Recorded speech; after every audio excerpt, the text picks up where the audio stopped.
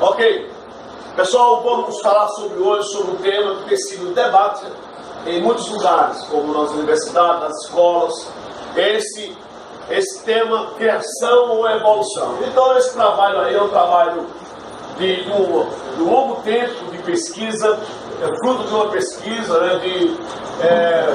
me esmerei bastante fazendo esse trabalho para apresentar hoje sobre criação ou evolução. Quem está com a verdade? A Bíblia, que é nossa carta magna no cristianismo, fala da criação de uma forma perfeita e infalível. Os livros apresentam uma coisa, alguns cientistas apresentam uma coisa, outros cientistas apresentam outra, então vamos ver qual que se encaixa mais na proposta bíblica. O salmista, ele diz: desde a antiguidade fundaste a terra, os céus são obras das tuas mãos. É bom lembrar que esse salmista, ele não tinha telescópio. Tudo isso aqui foi pela revelação da palavra. Porém, tu és o mesmo, os teus anos nunca terão fim. Então, a ciência, um dos materiais, a ciência usa como arma, como ferramenta, a observação. Então, as pessoas falam do Big Bang. Os nossos livros traem com a filosofia chamada Big Bang, que tudo começou há bilhões e bilhões de anos. Só que ninguém estava lá para ver o Big Bang. Então, o que não pode ser observado não é ciência. Como a Bíblia também, ninguém viu Deus criar o homem, fundar a terra. Então, como não pode ser observado, também criação não é ciência. Partindo desses dois, que nem criação é ciência, nem evolução consideram ciência, mas não pode ser ciência, vamos ver quem se encaixa mais na proposta bíblica. Vamos ver aqui. Esta é a nossa base. No princípio criou Deus os céus e a terra. Gênesis 1:1. Temos aí o princípio. Isso é o que cremos. É Bíblia. Criacionismo bíblico. Porque existem 3 tipos de criacionismo: cristianismo ou criacionismo religioso, criacionismo científico. Ele acredita que há um design inteligente, alguém criou, há uma inteligência por trás de tudo isso, só que eles não admitem quem, mas admitem que foi criado. Esse é o criacionismo científico. O religioso, ele atribui a criação a uma deidade, ao sol, à lua. Nós atribuímos a Deus. E o criacionismo bíblico, que descreve perfeitamente o dia da criação, como Deus criou todas as coisas. Primeiro dia, Deus cria terra, espaço, né? Que é a terra e os céus. No segundo dia, a atmosfera. No terceiro dia, terra, firmes e plantas. No quarto dia, os astros, sol, luas, estrelas. No quinto dia, criaturas do mar e pássaro, né? Os peixes e as aves. E no sexto dia, os animais e o homem. E a gente vê a diferença entre animal e o homem. Aprendemos nas nossas escolas, desde a criança, que somos animais, porque temos ossos e mamamos, mas isso não quer dizer que somos animais. Então, somos criação de Deus, imagem e semelhança do Senhor. O que eu estou falando aqui é Bíblia, não é ciência, é fé. Neemias, no livro de Neemias, capítulo 9, versículo 6, diz: só tu és, Senhor. Tu fizeste os céus, o céu dos céus, juntamente com todo o seu exército, a terra e tudo quanto nele existe, os mares e tudo quanto nele há, e tu os conserva a todos, e o exército do céu te adora. Neemias 9, versículo 6. Falando do criacionismo bíblico. Vamos também fundamentar nosso trabalho hoje essas 4 leis fundamentais da ciência. Toda ciência, toda filosofia acadêmica tem que passar por essas 4 leis. Se não passar por essas 4 leis, E vamos apresentar aqui, deixa de ser ciência, porque elas são leis, não são teorias mais, já são leis comprovadas. Uma ciência comprovada, ela precisa ser observada e testada. Então, é uma ciência fundamentada. Um autor disse, um pensador disse que a Bíblia bem interpretada e a ciência bem estabelecida não entra em contradição. Então vamos ver as leis que vamos basear aqui. A primeira lei da termodinâmica. Essa lei foi criada por Joule, né? James Prescott Joule. Ele era um físico britânico. Então ele diz o seguinte: na natureza nada se cria, nada se perde, tudo se transforma. Lavoisier copia essa mensagem também, mas isso aqui estão falando da conservação de energia. Ele quer dizer que a quantidade de energia que tem no universo é sempre a mesma, não está sendo criada. Enquanto os evolucionistas falam do mundo em expansão, se está expandindo, existe uma energia ainda sendo criada. Só que a primeira lei da termodinâmica diz que a energia foi criada e acabou. Não existe mais energia sendo criada. O que está acontecendo é que a energia se transforma, se converte em outro tipo de energia. Por exemplo, a energia potencial se converte em energia cinética, energia elétrica se converte em energia luminosa, energia térmica. Então, existe a quantidade de energia, essa conservação de energia. A outra lei que vamos nos fundamentar aqui é a segunda lei da termodinâmica. Ela foi criada pelo esse jovem aí, francês Sade Carnot. Esse rapaz aí, ele diz o seguinte: ele diz que a quantidade disponível de energia para executar trabalho útil está sempre decrescendo. Então, o que ele quer dizer com isso é o fator entropia. Ele fala do envelhecimento das coisas, que a energia, hoje a gente já sabe, a ciência, que o Sol ele vai explodir, assim como alguns astros. Mas Deus já falava, como a gente leu no Salmo 103, existe salmos que já diz que o céu eles vão se enrolar, eles vão se degradar, eles vão se destruir, para que sejam implantados novos céus e nova terra. Isso que eu estou falando aqui é Bíblia, mas aqui a ciência também está andando de mão dada com a Bíblia. Segundo a lei da termodinâmica, é a entropia, que é a barreira intransponível para os evolucionistas. Eles não conseguem entender por que a entropia. A segunda lei é a lei da biogênese. Antes dessa lei, esse é o nosso Louis Pasteur, ele é o seguinte: ele é um microbiólogo. Esse homem levou a sua vida todinha trabalhando sobre micróbio, observando, trabalhando. E ele diz o seguinte: ele diz que vida somente provém de vida, e que o organismo vivo provém de outro semelhante. Ele está dizendo que vida, somente vida pode gerar vida. Então, antes dele existia a lei da abiogênese, que estava lutando para quebrar nas escolas, em todo canto, que as pessoas falavam até que celeiro de trigo, né? Abandonado, ele transformava-se em ratos. Os ratos, ele era formado por trigo, então coisas inanimadas gerando vida. Mas a lei da biogênese também, de acordo com a Bíblia, que o Senhor diz: olha, criou Deus os céus e a terra, Deus cria o homem, cria os animais. A gente vê nos dias lá, né? Nos dias descritos por Moisés, a criação de todas as coisas. Então essa lei também está de acordo com a Bíblia. E este homem aí diz a outra lei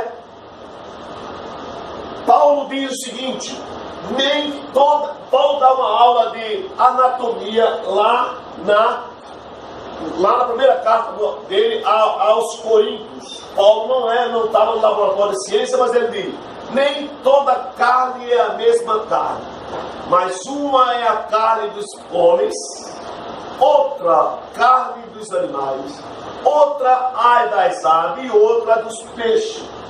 De acordo com a lei da biogênese, um ser só pode ser criado por outros, um ser semelhante. Vamos repetir a lei lá da biogênese, ele diz: vida somente provém de vida e que o organismo vivo provém de outro semelhante. Então, homem só gera homem, gato só gera gato, não existe essa de metamorfose, como fala, existe um pouco de metamorfose, mas não falando da estrutura genética de um animal. A outra lei, a quarta e última lei que vamos apresentar, esta lei é linda, lei da causa e efeito. Essa lei daí, eu acredito piamente, diz que nenhum efeito é quantitativamente maior e qualitativamente superior à causa. Ou seja, quem fez esse ser humano não pode ser menor do que ele. Aí o homem pode fazer até um prédio de 100 andares, mas aquele prédio é menor do que ele. Aquele prédio não pensa, aquele prédio não é inteligente. Quem fez esse ser humano é mais inteligente do que ele, porque quem é mais inteligente é o programador programado. O programador, esse computador é mais não, quem fez ele é óbvio que é mais inteligente do que quem fez, porque quem programou ele é quem dá as coordenadas das ordens. Então, a lei da causa e efeito mostra que Deus soberano, ele controla o universo, ele é maior em quantidade. A Bíblia diz que ele está sentado sobre a redondeza da terra, ele coloca a água na concha da sua mão, os oceanos, e diz que ele é qualitativo e superior à causa. A qualidade dele é tão no nível tão alto que aos olhos humanos não existe meio de observá-lo ainda enquanto a gente estiver neste corpo mortal. Então, para falar de Deus, querer provar que Deus existe e Deus não existe, para provar que Deus existe usando tubo de ensaio, é a maior tolice que o homem pode fazer. Hoje os biólogos tentam, né, alguns usa tubo de ensaio para mostrar que Deus existe. Então Deus é soberano. Até para fazer o material do tubo de ensaio foi necessário esse material, essa composição, esse material ser criado lá nos 6 dias da criação. Partindo daí, a gente vai ver agora o salmista, no Salmo 19:1 diz: os céus proclamam a glória de Deus e o firmamento anuncia as obras das suas mãos. Se você ler esse salmo, você vê o salmista dizendo que ele fez o sol e colocou uma tenda. Para quê? Para que quem está na terra tivesse uma condição favorável à vida na terra. Então, esse salmo é lindo. Quem gosta de ciência e ver a grandeza desse Deus maravilhoso, lê esse Salmo 19. Aqui temos agora uma das coisas que vem se alastrando, é o ateísmo. A maioria dos ateus, ele tem problemas mal resolvidos consigo mesmo, desacreditaram de Deus, até por pensar sobre Deus de uma forma errada. Então, o ateísmo também, muitas pessoas começam a estudar, crendo no Senhor, de repente são levados a crer, a desacreditar de Deus por causa dos livros, das ciências, das coisas. Mas a convocação aqui é para que você se mantenha firme e sabendo que o nosso Deus, ele é bem maior, ele é bem melhor, ele é infinitamente melhor do que qualquer coisa que aqui na terra possa ser oferecida. Esse homem aí é o Stephen Hawking. Esse homem aí, ele é ateu, ele tem uma doença degenerativa, ele só fala com computadores, ele tudo ele é computadorizado. Esse homem está sentado na cadeira de Isaac Newton. Newton é evangélico, esse camarada ele é ateu e senta hoje na cadeira de ciência de Newton. Ele diz o seguinte: ele diz, uma vez que existe uma lei como a gravidade, o universo pode e vai criar a si mesmo a partir do nada. Observe que ele diz aqui, uma vez que existe uma lei como A gravidade. Se a gravidade existe, quem criou a gravidade? Então ele viu o seguinte, que a natureza vai criar-se a si mesmo do nada. Essa frase também é vista em um filme que está rodando muito.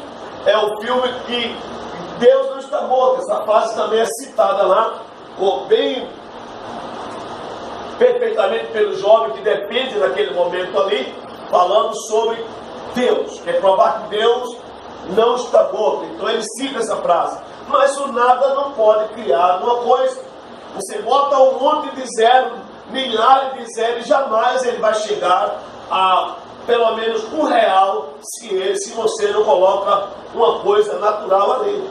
Então, o nada não pode criar. Você pode dizer, me dá R$10 de nada. Então, isso não existe, o nada criar alguma coisa.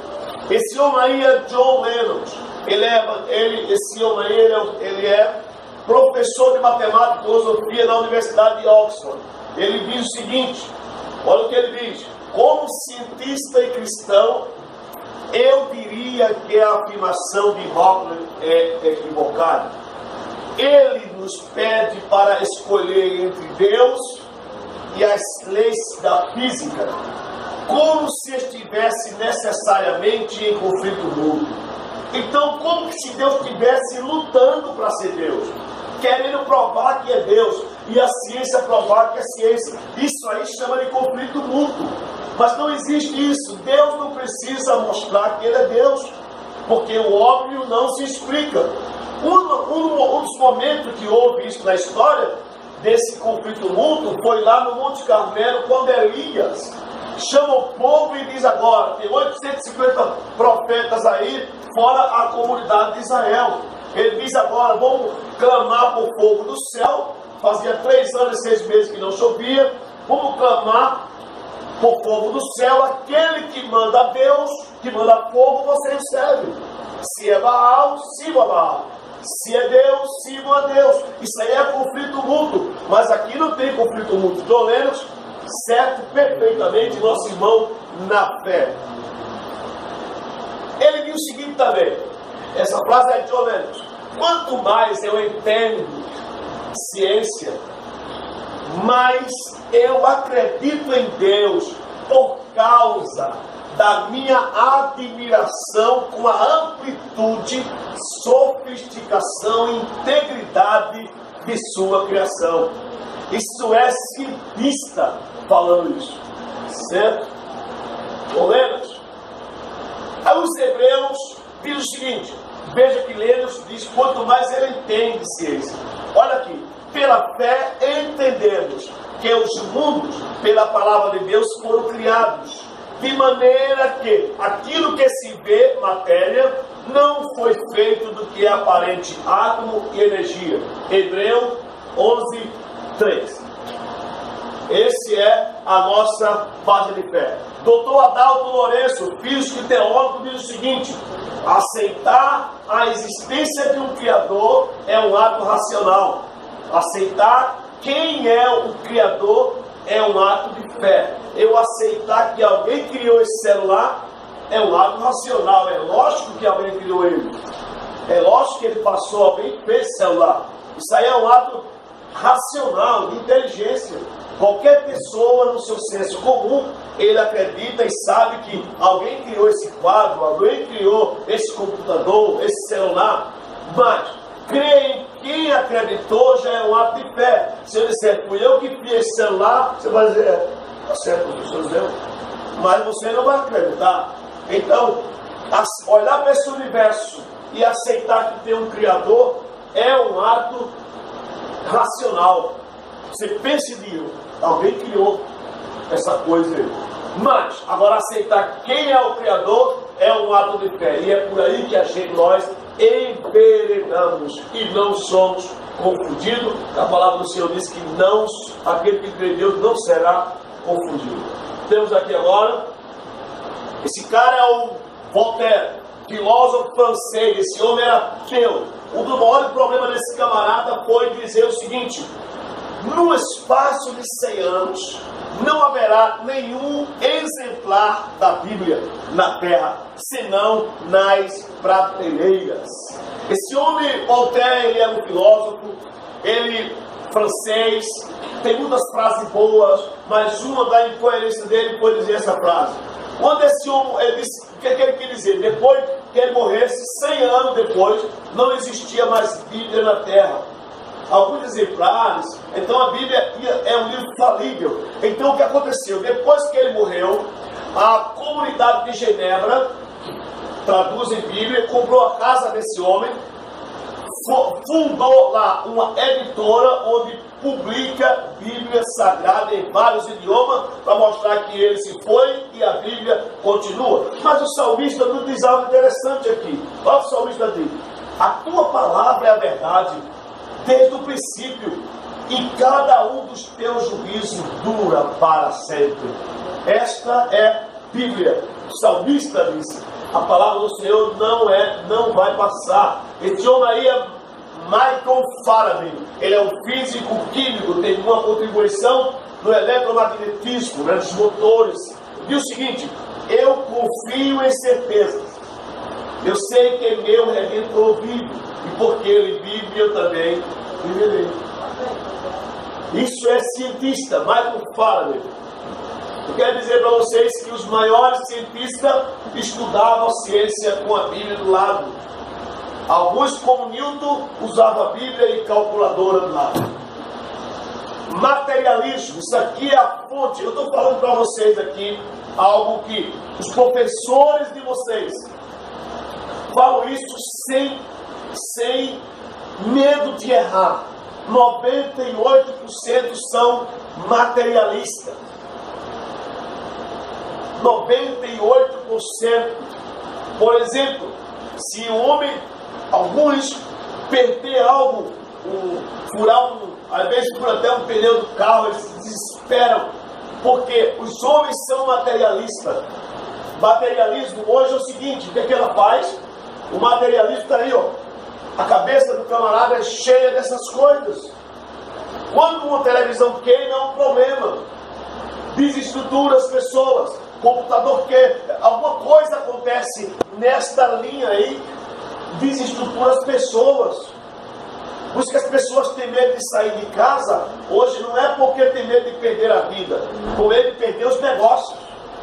Aí essa crença nega a necessidade de crer em Deus como causa eficiente de todas as coisas. Mas observa aqui uma coisa interessante.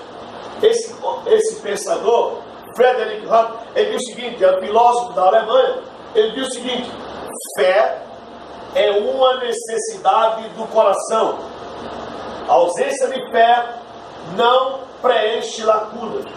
Onde se lançou fora a fé, proliferará a superstição. Então, habitamos num país supersticioso. Moramos num país supersticioso, onde as coisas são... pessoas têm medo de apertar com a mão esquerda, outro passa debaixo de escada, outro entra com o pé direito. Então isso é superstição, é copo d'água, é sal, é tanta coisa. Então por quê? Foi lançado fora a fé. Isso é o que ele quer dizer. Também ele quer dizer aqui, ó, Paulo também fala na primeira carta do apóstolo Paulo aos Coríntios. Ele diz: se a nossa esperança em Cristo se limita apenas a esta vida, somos mais infelizes de todos os homens. Se a minha estadia aqui, a minha fé em Cristo, se limita apenas ao materialismo, a conseguir uma casa, um bom emprego, um casamento, um curso, eu sou um dos mais miseráveis e infelizes de todos os homens. A nossa esperança em Cristo tem que estar além do que é material. É isso que Paulo está dando esta aula linda lá na primeira carta dele aos Coríntios. Dualismo. Para terminar, o dualismo. Dualismo, todos nós já vimos essa bandeira aí. É um ensino que é dois princípios eternos. Eu não sou contra as artes marciais, mas as artes marciais leva-nos a seguir sempre linhas que é contrária a Deus.